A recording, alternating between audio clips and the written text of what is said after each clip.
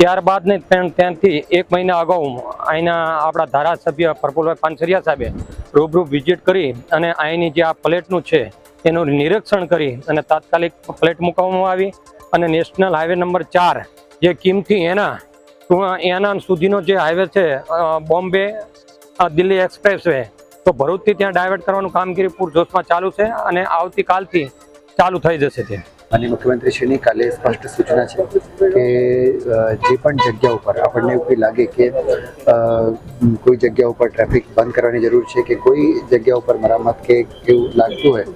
તો અમે આજે બધા જ અધિકારીઓ સાથે એક ડિટેલમાં મિટિંગ કરી છે અને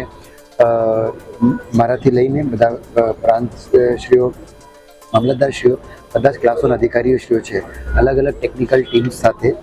ધારો કે આરએનબીની ટીમ્સ છે, NHAI છે, રેલવેઝ અને બધાના એન્જિનિયર સાથે ટીમો બનાવી છે. એ ટીમો આવનારા 2 દિવસમાં, એટલે આજથી સ્ટાર્ટ કરીને 2 દિવસમાં બધા જ બ્રિજેસના નિરીક્ષણ કરશે અને જ્યાં કોઈ પણ એવું આપણને લાગે કે તકલીફ જેવી કોઈ વસ્તુ છે તો ત્યાં આપણે ડાયવર્ઝન કરશું,